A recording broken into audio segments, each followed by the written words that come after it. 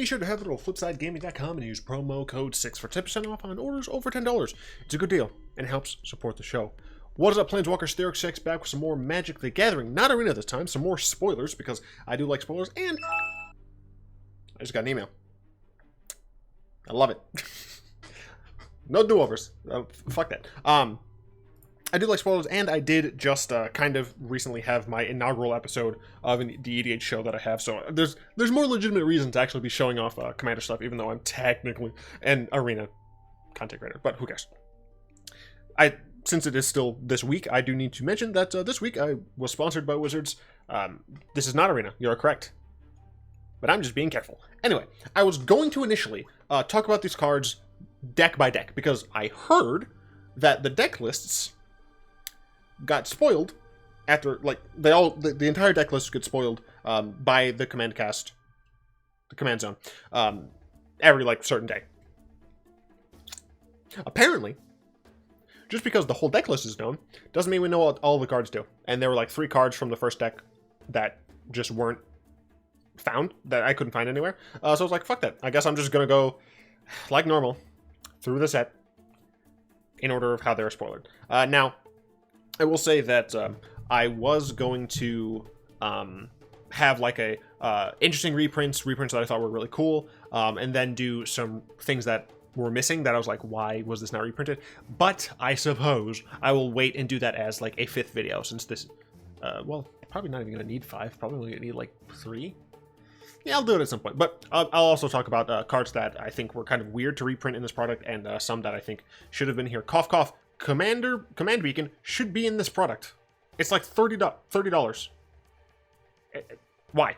Anyway, starting off with a Selesnya boy who was like, nah. Did a little Gruul stuff too. Girid, the Conclave Exile, 5 mana, 2/5, seemed decent. When enters the battlefield, create a 4/4. So it's a 5 mana, 2/5. That also comes with a 4/4 trample. So already right there, you're paying 5 mana for 6/9 worth of toughness. Pretty good. Also, whenever Girid attacks, populate. Populate is you just make an additional creature token of one of the creatures that you have, one of the creature tokens that you have. It enters tapped and attacking. Pretty cool. So, at minimum, as long as you still have your friendly pal Rhino around, you get to attack with Girid and another Rhino for free. And you can do this every time you attack. Now, I will mention that I think because he only has 2 power, he's going to get blocked pretty easily.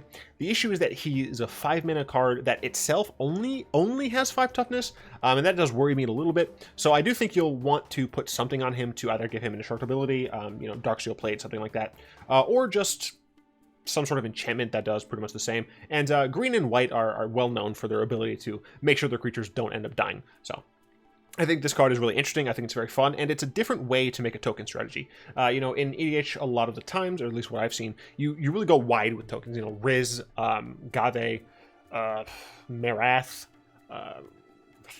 Thelanite, Hermit, Thelan of Havenwood? I don't remember which is which. Who cares? One of them is legendary. I think it's Thelan of Havenwood. But a lot of those are cards that, you just want to go wide with tokens. This, you want to make a couple big tokens, right? And I think that's really interesting. It's an interesting space for Naya to kind of play with, because a lot of the token makers right now are base green, probably base green white, frankly, and a lot of them are black. We do obviously have some red as well splashed on in there, but I really like the idea of Girid, also because he's a Selesnya man who's like, I kind of like a bit of the Gruul stuff too, so I'm just gonna be both, and you're gonna deal with that. And that's interesting to me. Next we have his Belligerence. X, red, sorcery. Sure. The Belligerence deals X damage, divided as you choose among any number of target creatures. Whenever a creature is dealt damage this way, dies, populate. You get some really hilarious populate things. Now, obviously in the context of just this deck, you can, you're playing big token makers, not wide token makers. So, I assume you're going to be playing a little bit more ramp than you otherwise might, because you're playing big things. So, you can make this reasonable, kill a few things. If you're playing against a go wide token strategy or just some other deck that ends up running more small creatures, then you'll be able to easily kill a couple things. Get some rhinos here and there. But you could also, in a different deck, play the skeleton that gives all of your spells death touch. And then you belligerent and you just like ping things. I don't even know what token like you'd play. Like maybe, I don't know, maybe you'd see that in like a some sort of Prosh token deck. Like not combo Prosh or anything like that. Just like a deck that uses Prosh that also cares like a lot about having wide tokens or big tokens or whatever. And you just happen to be playing this card. But you should play it for other reasons. But, you just have that and it's funny. I just think it's hilarious. I think this card's really fun. And that's about it. A place where I'm going to be playing it for sure is somewhere in Riku. Because Riku does make token copies of things. You create a token that's a copy of a creature you control, or that you're doing. Unfortunately, this like makes more sense in a spell, because it's a spell, so I feel like it should go in Spell Riku.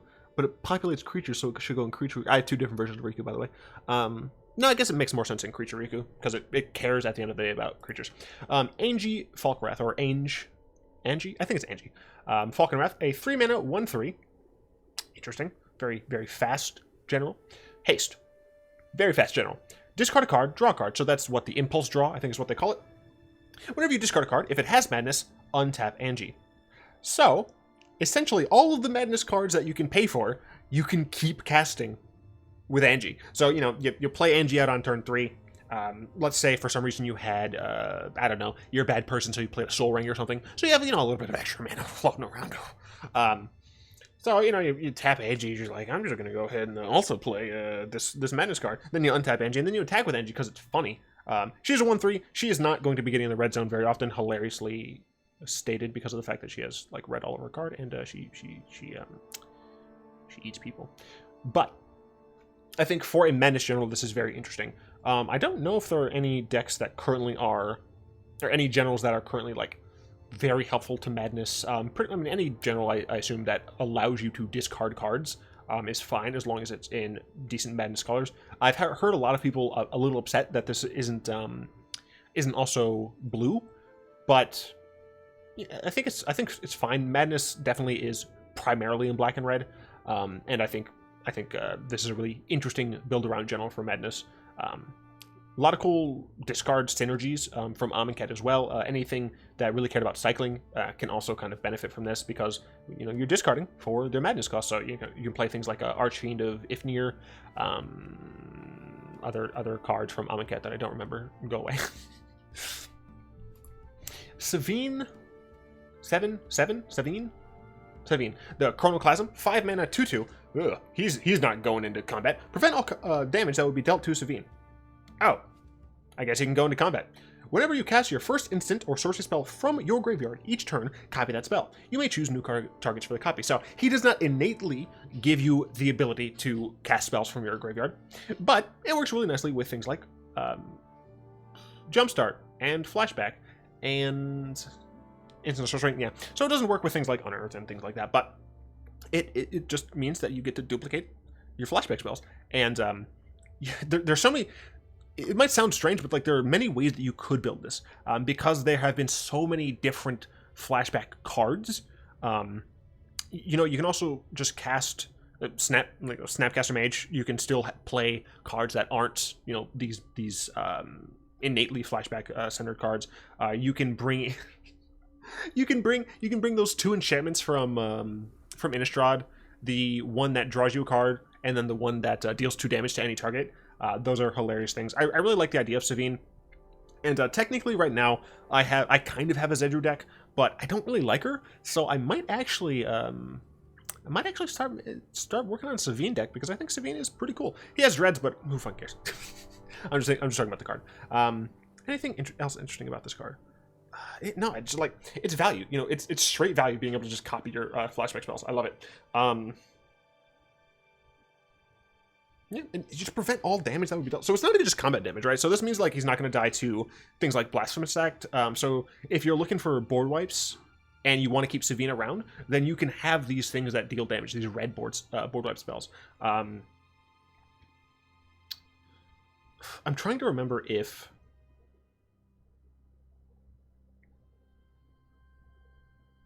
Hour of Devastation gets rid of damage. Or damage can be prevented.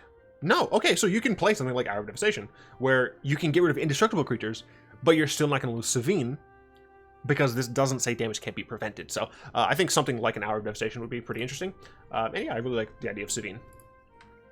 I will say he does come down late, but the fact of the matter is, like, you're going to be casting your setup cards early. You want to make sure that by the time he comes out, you're going to have spells that you can, like, immediately cast to get value out of. So do I think he's going to be strong? Unless you're building him to be probably combo, because, you know, you have things like, oh my god, Past in Flames. Oh, it's only the first. Okay, never mind. So I think they did that on fucking purpose. Kind of, yeah. So I think they did that on purpose, because if you just had Sabine in a Past in Flames combo deck, that would be insane if it worked just for everyone. But what's nice is that you can do it for each of your opponent's turns. You can still do that. So on your turn you play like a big sorcery back from your graveyard, and on your opponent's turns you play something else.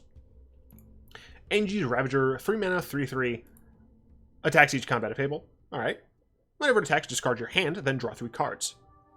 That seems like a downside, doesn't it? Seems like a downside. However, you're playing Madness. Also, if you're playing these discard benefit cards, you don't really mind. Also, if you have an empty hand, you're drawing 3 cards. Right, like it doesn't say discard your hand, then if you've discarded some number of cards, draw 3. No, discard your hand, draw 3. This card I think is insane. When I first saw it, I was like, it's just a Grey Ogre. No, Grey Ogre's a 3 mana 2/2. Fuck. No, this card's good. I don't know what I first thought when I saw this, but this card's nice and strong. Madness for 2. So let's say, I mean, like, yeah, I don't know. Like, you get this out with Angie. It's fucking 2 mana instead of 3. Sure, it has to attack each turn of table, but like, so it's decent sized for the time it'll be coming out. I think it's good. I think it's pretty decent. I've heard some people say that this could see play in like Eternal formats. Speaking like Legacy, not Vintage. These will be going to Modern, just so all of you know. And I've heard some talkers like, all right, you know, if I have a Faithful Looting in hand and I have like 2 extra mana, I cast Faithful Looting, draw 2 cards. One of them isn't Angie's Ravager or something. And he's like, well, I didn't draw anything else to use my 2 mana for, so I'll discard this Angie's Ravager, Madness it for 2. It was like, cool, I have a 3/3 now. Awesome. So I think it's interesting. Sabines Reclamation. Essentially, this card does what Sabine does. 3 mana. Return target permanent card with converted mana cost 3 or less from your graveyard to the battlefield. If this spell was cast from your graveyard, you may copy this spell. So it's a sorcery, which means this is one of those spells that you would be doing on your turn with Sabine. But there's some weird things about this card. Mainly, it returns a permanent card with converted mana cost 3 or less. I understand why it's 3 or less, but it kind of makes me sad. I suppose that it's fine. You could definitely see yourself making kind of a self-mill esque deck, putting a bit of self-mill package in there just to make sure you keep your graveyard stocked with flashback cards. And there are a decent number of those benefit cards. I can't believe I can't remember those damn names. I had a deck for flashback where I played both those, and I can see the art in my head. Those 3 mana enchantments from Innistrad. But you have plenty of things. Mana rocks. Those enchantments that kind of help you do these flashback things. So you definitely have things to get, and if nothing else, you can get lands, right? But what's nice is that if you have Sabine out and you flashback this, then you're going to get 3 total copies of this, because Sabine still works on this. And it doesn't double, because you just get a new copy, right? That's it. It's not doubling. If it were doubling, you'd get 4, but it's not, so you don't. I guess I should. Do I think this is good enough to go into a general, like the given white deck? And I think it is. I think a lot of white decks kind of need a lot of help. And they end up playing a decent number of cards that are like 3 CMC down, that give them a decent amount of value. So I think this is probably totally fine. I should mention that Maca Wizard said that coming with Throne of Eldraine, white will be getting something it's never had before, and the reason, the express reason, is so that it can get help in EDH, because white is the worst card in EDH, bar none. Some people say it's red. That's just wrong. Red has card advantage. Red has the ability to, combo win games. Red has, like, everything they need. And it's white by not even a close margin. It's like white is down here, then red's still the lowest from those, but then like red is still above it, and the gap between white and red is way smaller than the gap between red and whatever the third color is. I think the third color is probably, I have no idea. Like blue, black, and green are just so strong in EDH that I don't know where I'd place them. Speaking of blue, black, and green, I didn't mean to do that as a segue, but I did. So I'm awesome. Kadena Slinking Sorcerer, a 4-mana, 3/3 Naga Wizard. Notably, this has the same stat line as OG Sidisi. Yeah, OG Sidisi. 1 and a Sultai. For a 3/3, decent. Naga Wizard, cool.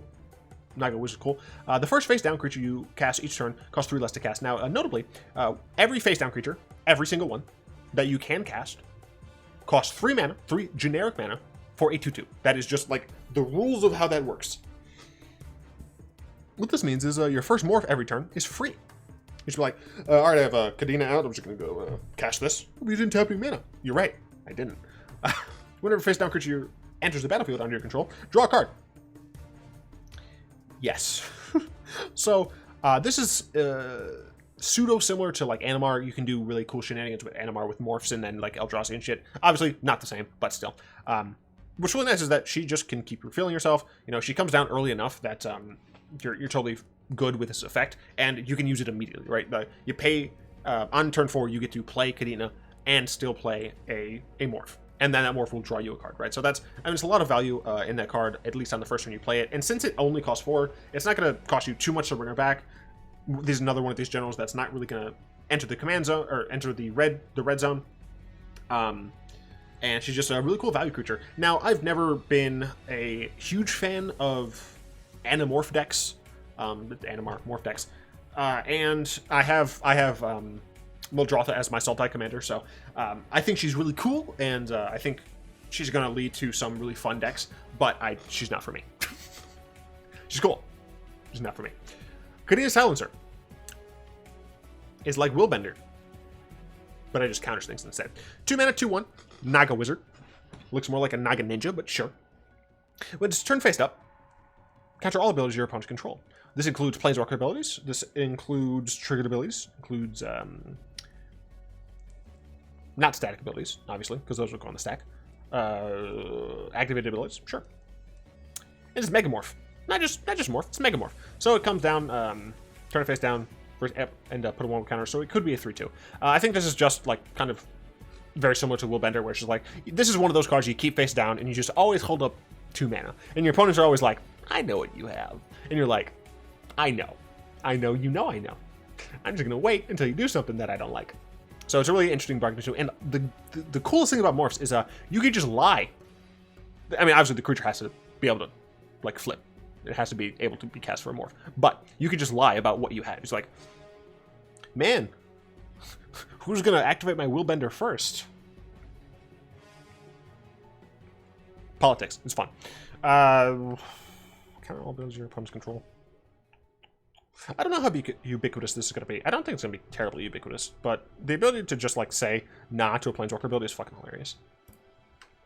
Oh, that was a holdover. Shut up. Leadership Vacuum. That's Earl the Miststalker. Earl used to be a commander of mine in Naya until I was like, nah, my L. Earl is a fucking mountain-sized Yeti creature thing, and it has hexproof. Yes, hexproof. I also think it can be sacked. I can't remember. Target player returns each commander they control from the battlefield to the command zone. This is instant speed. You also get to draw a card. Fuck this card. Voltron. I feel like Voltron decks already have a hard time, and this is just like you can't other than like because it gets around hexproof. Obviously, it gets around indestructible. It just kind of sucks. Like the feel bads, the absolute feel bads for enchantment based Voltron commanders is so real. And like Earl isn't even played that much anymore. At least I haven't seen him played very much. I mean, he can be very powerful, but you know, he costs a decent amount. And if like anyone has a single answer to him, you're fucked. Because he costs even more, and like you lose the enchantments. Yes, you can mitigate that somewhat based on the enchantments you play, but still, like, just instant speed. Like I use my commander, and you might be saying, well, how's that different from if they just kill it with a kill spell or something? That's because not all commanders need to go back to the command zone. In fact, oh my god. So one of my friends, shout out. No, you don't watch my videos. He plays a kind of a meme, Phage the Untouchable deck. And he essentially needs to get ways of like getting into play without dying. And or finding a way to put it into his graveyard. What he usually does is like command beacon and discard it or something like that. Or no, not discard it. No, he wants it to be in his hand or potentially his graveyard so that he can return it from the graveyard to his hand. Leadership Vacuum fucking makes that deck a nightmare to play. I'm sure I'm going to despise this card. It's fine. It's a fine card. You know, it's not broken. It's just annoying. Sacred of Eternity. It's a land. Go ahead and get a colorless mana, or return target commander you own from the battlefield to your hand. Activate this ability only during your turn. Now, this can take your commander back from someone. Notably, this doesn't sacrifice itself, so that's helpful. Right there, helpful. So if someone stole your commander, you can be like, that's mine, thank you. But you have to wait till your turn to do it. It costs you 3 total lands to do it. And that's all it like can do. You for what it's worth, you get ETBs back. You know, you can also just bounce your ETB-based commander. But I'm saddened by the amount of restrictions. I don't plan on putting this in essentially any of my commander decks unless they specifically have ETB things that matter, and I honestly don't think there are any. No, I don't think I have any ETB commanders. Crick, Son of Yawgmoth, Phyrexians, all will be 1. 4, 5 black, 5 black, 5 black for a 2/2. That's a lot of life to pay. It's 7 mana, or some amount therein at 2 life, 4, whatever, for a 2/2. But it has lifelink. Okay, that's helpful. For each black in a cost, you may pay 2 life rather than pay that mana. Okay. So essentially, you're giving Phyrexian mana to every black cost. Not just mana cost. Cost. If you have an activated ability that requires black, off the top of my head, I'll just say Geese's ability, just because she's a commander I have. Instead of paying a black, you can just pay 2 life, tap Geese. Cool. Whenever you cast a black spell, you put a 1/1 counter on Crick. I'm just going to call him Son of Yawgmoth. So he gets bigger, you get more lifelink out of him. That's really cool. I think it's a really interesting card, and I would love to see a kind of mono black. So I plan on making or remaking a Phyrexian theme deck that I use Atraxa for. So it's not like fucking the same old Atraxa that everyone knows about. It's just going to be Phyrexian theme. This obviously is going to go in it, but I would love to see someone just make a mono black deck with Crick. That just is just like Suicide Black incarnate. I would absolutely love that.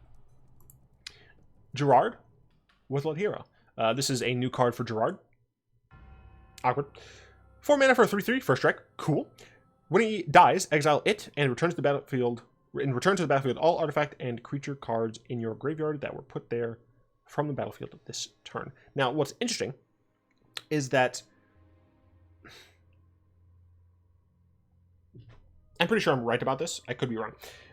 You know, it dies. You get a chance for a replacement effect to move it into to put it in the command zone, or you allow this to happen. Exile.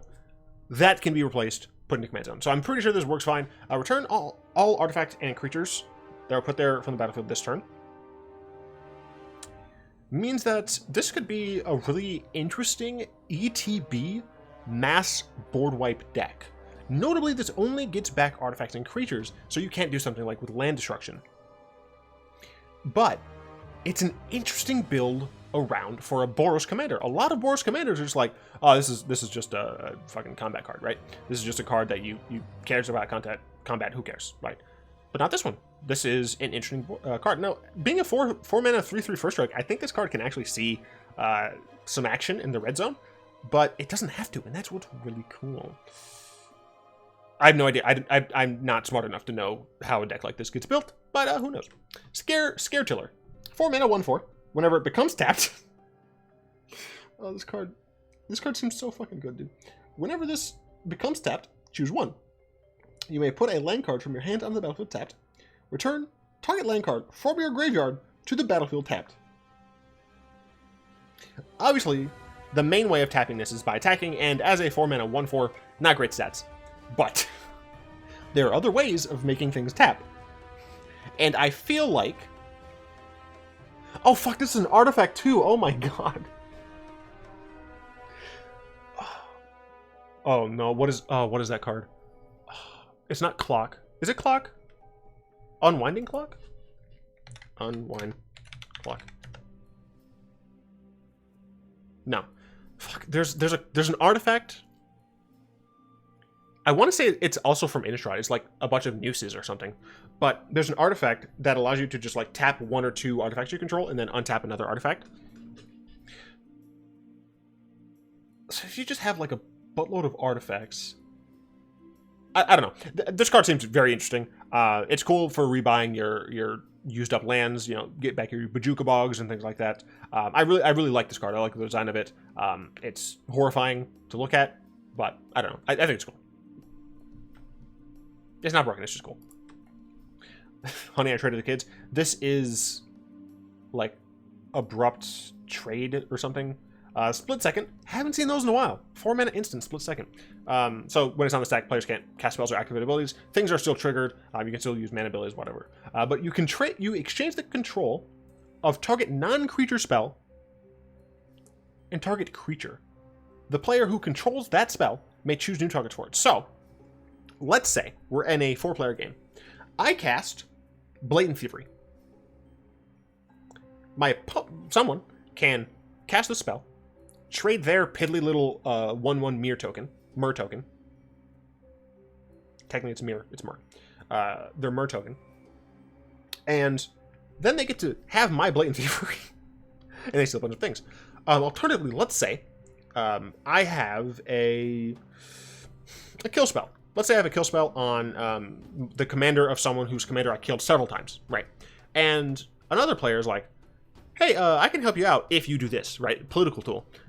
Then he exchanged control of some garbage card that player has with the kill spell. And then that player kills my commander. Really cool card. I really like the idea of this card. More split second's really cool. I don't know. I fucking just love the idea of this card. Am I going to hate this card eventually? Probably. It's like, stop stealing my cool cards. Yami, First of the Fallen. This is a green vampire. I don't know if this is the first green vampire we've had, but it might be. If a non-token creature would die, exile that card with a blood counter on it. Sultai? Not caring about the graveyard? This is a 4 mana 5/4. Wow, that's some decent stats. And it also has the added ability of Graveyard Hate. Cool. As long as an exiled creature with a blood counter on it has flying, this has flying. Same is true for First Strike, Double Strike, Death Touch, Haste, Hexproof, Indestructible, Lifelink, Menace, Protection, Reach, Trample, and Vigilance. This is usually an effect found on white. I'm so incredibly surprised that it's in Sultai. It doesn't really make sense to me at all, but it's cool.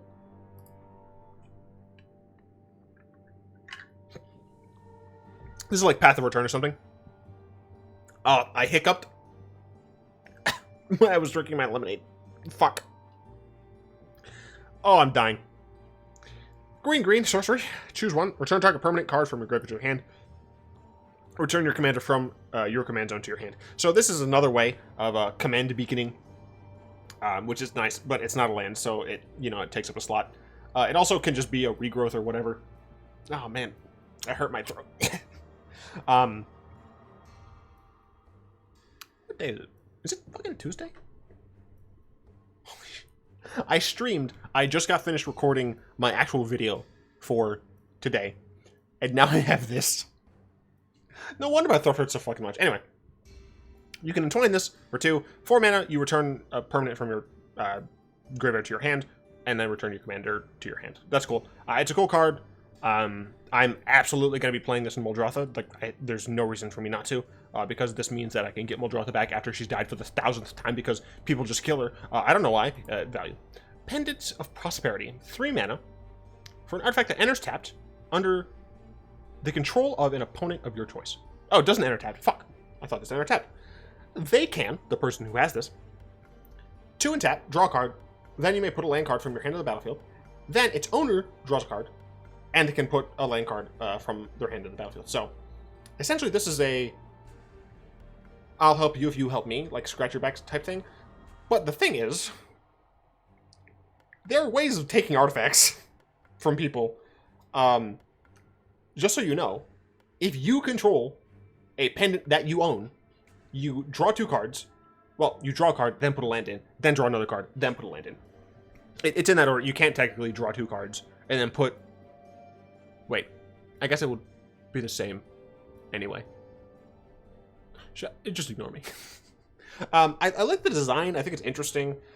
I don't know how often it's going to see play in anything other than group hug decks and Zedru. I mean, it's a cool political tool, and I like that. Scroll of Fate, 3 mana, artifact, manifest a card from your hand. It's a simple card, but I love it. The reason I love it is, for some reason, let's say, you're flooding out an EDH. Alright? You have tap, make it 2/2. Right? Not all of them. It's just not. Volrath the Shapeshifter. The Shapestealer, sorry. Fucking love this card. Love Volrath, love the Phyrexians. This is also going to go in that attraction deck I mentioned. 5 mana for a 7/5 Shapeshifter. Volrath ain't fucking around. I want to know what the hell this is, because I really don't know. Like, has fucking... I don't know if that's an eye or not, right? Like, because it looks like it's a big beady eye, but we don't see another eye. There's a brain here. What is he holding? I don't get it. Bunch of tentacles. Sure. And Phyrexian equipment. At the beginning of combat on your turn, put a negative counter on up to 1 target creature. This can be a creature of your choice. It can be a creature of your opponent's choice. But you get to put a negative counter on a creature. And pay 1 until your next turn. Volrath becomes a copy of target creature with a counter on it. Any counter. Any counter. This can become a fucking Azor's Allocutors if you want. Except it's a 7/5 and has this ability. Regardless of everything else, this motherfucker is a 5 mana 7/5. That is sufficient. This is a 3-hit commander.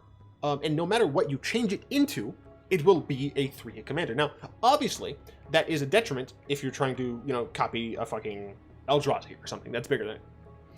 But you can copy something that has flying, because it only costs 1 to do, and you smork someone for 7. You just like kill someone with fucking infect with this card, which I'm sure I'll do at some point in my Atraxa deck. But I absolutely love this card. The art is fantastic. The theming of Volrath is fantastic. Everything about this card is so good. The 7 power. I love 7 power on commanders. I love it because the 3-hit is so cool. It harkens back to old EDH days when all the Elder Dragons had 7 power. I just fucking love it. It's great. Get the Doom. I don't know who that is, but fucking love this card. For 5 mana for a creature enchantment, that's a hefty cost. Enchanted creature has Death Touch and Indestructible. That's a pretty hefty fucking cost for a 5 mana card. But wait, it is fucking morph. This card is morph, dude. For 3 mana, you can make it a 2/2, and you can sacrifice a different creature. And as its turn faced up, you attach it to a creature. You can surprise block some shit. Or you can, like, make your opponent waste a removal spell on your morph commander. I just have to, you know, go ahead and change the music. So, fucking... There we go. And this card's hilarious. I don't think it's... I'm gonna be honest, I don't think it's very good. except maybe in a dedicated morph deck. I just realized this video is already 35 minutes. I should hurry this shit up. Grismold, the Dead Sower. I love it. Troll Shaman. I'm a little offended that he's not a fungus troll. Yeah, a fungus troll shaman? Troll fungus shaman? I don't know how they would template that. But 3 mana, 3/3 with trample. Fine stats. That's fine stats. Behavior end step. Each player creates a 1/1 green plant token. Why does everyone get one? Who cares? Whenever a creature token dies, put a 1/1 counter on Grismold. Awesome. You're only giving your opponents 1/1s. And when that shit dies, he gets bigger, and he has trample. I fucking love this card. I love the design of this card. I hate the art, but not because the art's bad. I hate the art because it's fucking ugly. Which makes sense, because it's a troll. I love this card. I don't know if...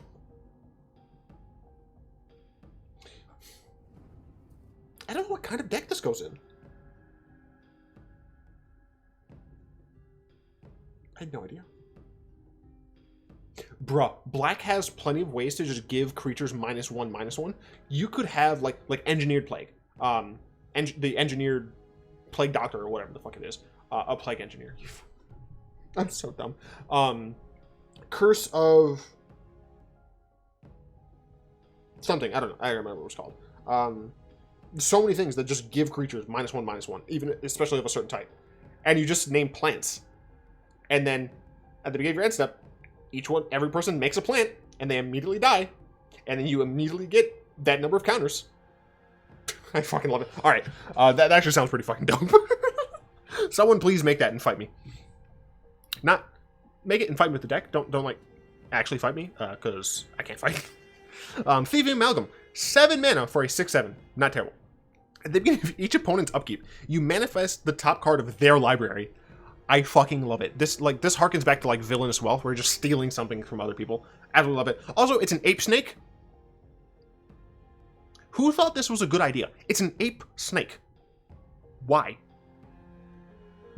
More importantly, how? Stop. Whenever a creature you control but don't own dies, its owner loses 2 life and you gain 2 life. So not only are you taking their cards, you're smacking them in the face when they have to kill their own creatures. I fucking love it so much. And you can flip. You just flip, turn it face up. You can turn it face up if it's a creature, and you have that creature now. I love the design of this card. At 7 mana, it's probably not going to be very heavily played, but I fucking love it. I absolutely love stupid cards like this that just take things from your opponent. I wonder if there's enough single cards to make a steal your opponent's deck. Like, obviously there's copy spells, but like literally taking it obviously would be Sultai, but I have no idea. Apex Altosaur, a 9 mana 10/10. It's a fucking big boy. When it enters the battlefield, it fights up to 1 target creature you don't control. Okay, sure. In Rage, whenever it is dealt damage, it fights up to 1 target creature you don't control. Notably, since it's up to 1, you don't ever have to fight with it. It doesn't have trample, it doesn't have lifelink, so you know it's nothing special. But you could just kill a bunch of creatures. It's 10 power and 10 toughness, so you can literally kill 9 power worth of creatures if you're trying to trying to keep it around, or you can kill a large amount of toughness. It depends, of course, on like the distribution, but you can kill a lot of things as long as their power does not like excess your 10. So essentially, like the best thing to do is do it such that it'll have 9 damage marked on it, and then hit the biggest thing that you want to kill. I love this card. I'm gonna try Imel because it's fucking hilarious. I sort of like the fact of the matter is that's not like it's not just when it ETBs, right? It's like, oh, okay, ETBs, it's a 10/10 now, it's just sitting there, who cares? No, if it is dealt damage at any other point, you can just fucking do this shit again. You just get to keep killing things, and it's a 10/10. Yes, it costs 9, but this is in green. Green does not care about mana costs. Mael doesn't care about mana costs. It's like, fucking, you see this? This is Gruul Rage Beast number 2, kind of. Rage Beast is still better, in my opinion, but it's just big. It's just a fucking chungus, and I love it. I fucking love this card so fucking much. Thought Sponge. This is the second sponge in Magic. I'm not even kidding. 4 mana for a Flash Sponge. It enters the battlefield with a number of 1/1 counters on it equal to the greatest number of cards an opponent has drawn this turn. When it dies, draw cards equal to its power. So you're always going to draw at least one card, right? Let's say for some reason someone made it so that creatures can't have counters put on it this turn, right? You're at least going to draw one card when it dies. Unless, of course, your opponent, like, -1/-1. Anyway, shut up. But it's awesome because it's just like, oh, you drew a lot of cards this turn with some big draw spell. All right, well, I'll flash this in. I'm just going to go ahead and activate my Rogue's Passage and hit you for that number of cards that you drew. Stop drawing cards. I love it. It's funny. Oh, fuck. Because it says opponent. So if you and another player have Consecrated Sphinx out, you can essentially like goad your opponent into drawing a ton. And just like playing Thought Sponge for a ton. Oh, fuck. Oh, bro. Just like a mega draw deck that also has like fling spells. So you just play a bunch of cards that care about how big your hand is, right? So like Psychosis Callers and things. And then you play shit like Thought Sponge. And you play things that just allow fucking everyone to have huge hands. And you have counters and flings. And eventually you just fling shit at everyone. I fucking love it. It's great. I'm never making this deck. Thalia's Geist Caller. Love the art. I love Thalia. She's cool. 3 mana for a 3/1. Why is it that hate bears always have the 1 fucking toughness? Lifelink. Sure, you'll gain 3 life once.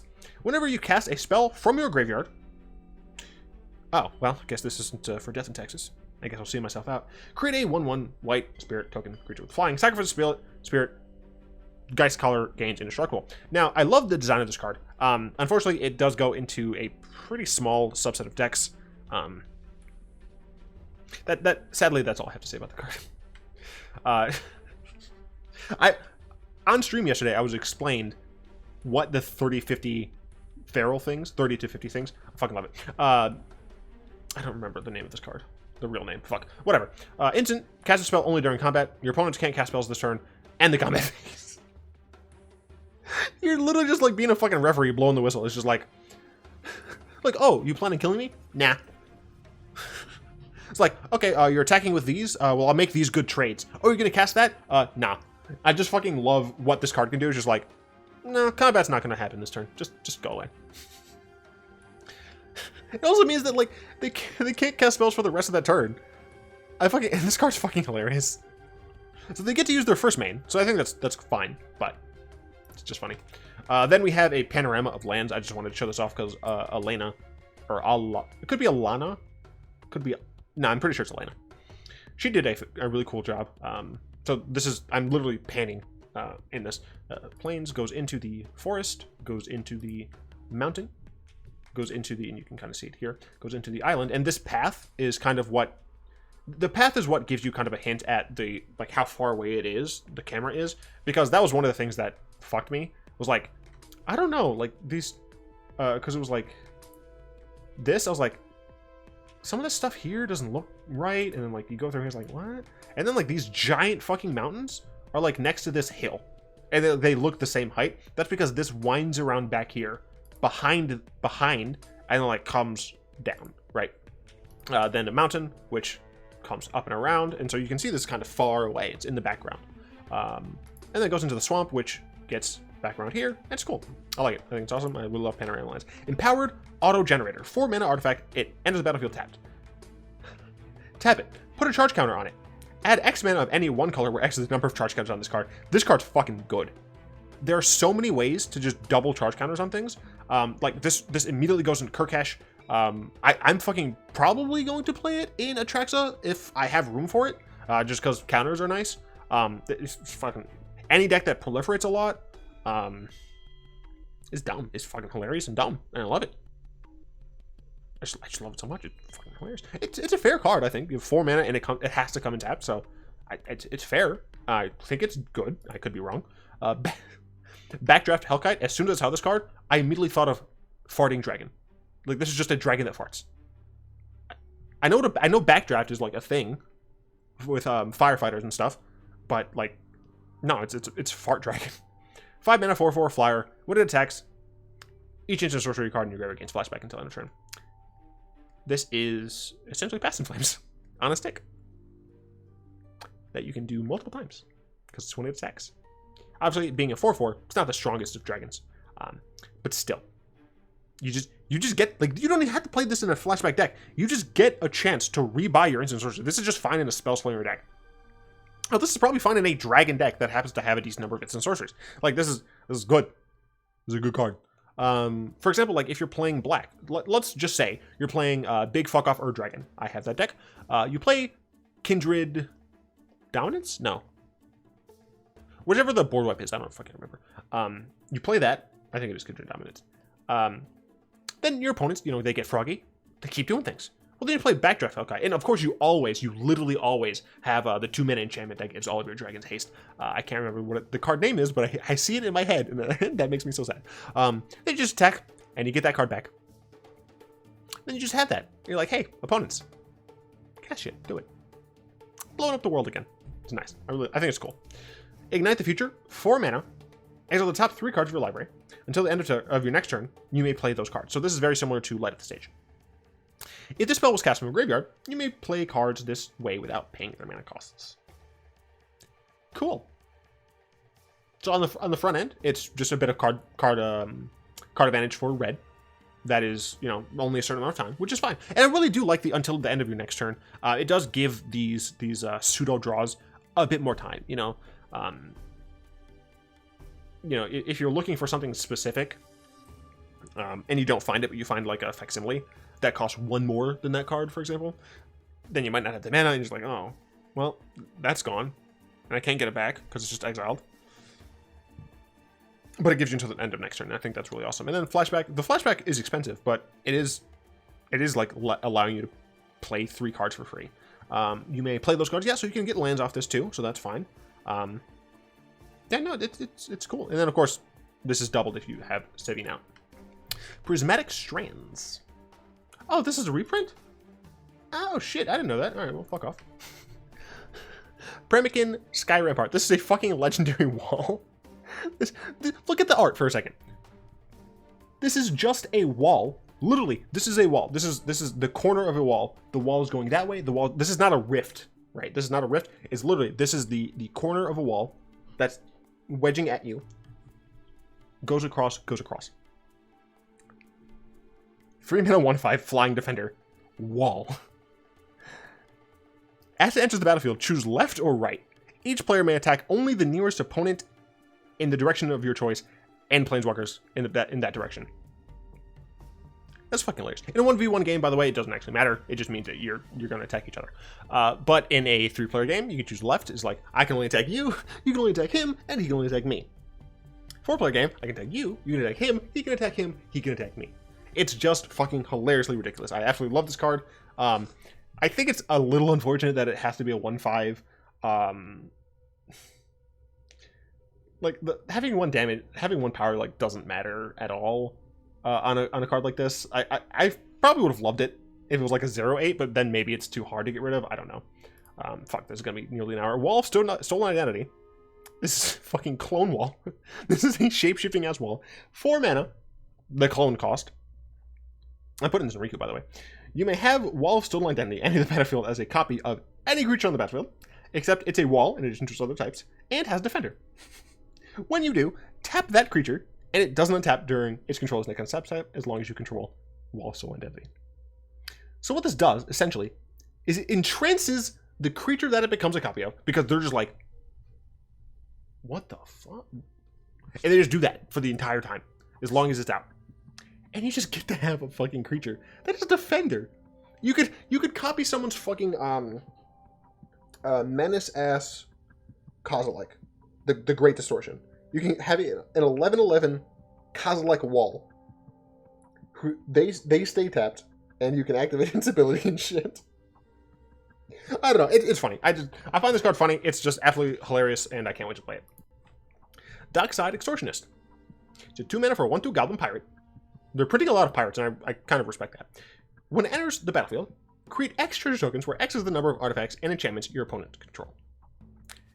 Total. This card is fucking good. Artifacts are everywhere in Commander. Enchantments a little bit less so, but they're still pretty good. And I mean, honestly, even if you're playing this on turn 2, you're likely going to get 1 or 2 treasures, because that's just how many people are running turn 2 mana rocks, right? I love this card. I think it's pretty strong. It's not insane, but it's strong. It does what it does, and it does it well. And I like that. Last card. Elsha of the Infinite. She's a cool Djinn from Tarkir. Unfortunately, Tarkir is fucked because they're full of dragons. 5 mana for a 3/3 Djinn Monk with prowess. Cool. You may look at the top card of your library at any time. Cool, that's what? Future Sight? Something like that? I don't know. You may cast the top card of your library if it's a non-creature, non-land card. And you may cast it as though it had flash. You can cast Planeswalkers at the end of your opponent's turn. You can cast sorceries at the end of your opponent. You can cast enchantments and artifacts at the end of your opponent's turns. And sorceries. This card's fucking cool. I don't even know, like, the best way. Like, she's really cool because she is one of those cards where there are obviously certain ways to play around her. Or to build around her. But they're not immediately obvious, right? Like, fucking, who's the other Jeskai commander that just, like, casts shit in interesting ways? Fuck, it's Narset. It's the 3-color Narset. She's just like, oh, you get to play things for free that aren't creatures? Well, I'm just going to put a bunch of busted spells in the deck, right? That's just like, that's the correct way to build her. Elsha is different. Elsha's like, you can play a bunch of different things. You can play an enchantment prison deck, right? You can play something where your opponents can't attack, she can, and she doesn't give a shit, right? You can play literally a flash artifact deck. You can play a combo deck. You can play what's the word I'm looking for? You can play a Super Friends deck if you really want to, and you just cast shit at the end of your opponent's turn, just to make sure, hey, I have these counter spells as well. I want to make sure nothing bad happens. If something bad doesn't happen, then I can play a Planeswalker. You can just play a flash deck. You can literally just play a flash deck. Things that care about being cast instant speed. I fucking love it. It's really cool. Also, Ghostly does a bunch of cool art. I can actually do this. Fucking, he's done a lot of dank shit recently. Cough. This is pretty much what I was talking about. Because she waifu. This is also a cool card because it has the fangs and everything. There's like a reason for that. Anyway, this was fun. I really like doing the preview videos. Now it's fucking late. No, it's 3 in the morning, and I'm trying to change your mind. Whatever. I hope you've enjoyed this weird fucking commander content. I do plan on bringing you more deck techs and deck lists and things like that. But for now, we're just gonna do some previews, some reviews, and whatever. This isn't gonna have a pack code question because I said so. Words are incredibly hard. Yeah, I'm just gonna thank my lovely patrons. You should totally like subscribe and press the bell because people apparently haven't been getting my uploads. And just check out the description. There's a lot of cool stuff there. I hope you've enjoyed this video. If you did, go and tap that like button, add a subscription to your mana pool, cast a comment in the comment section down below, pass the turn, end the vid, send your friends, and until next time, all will be one.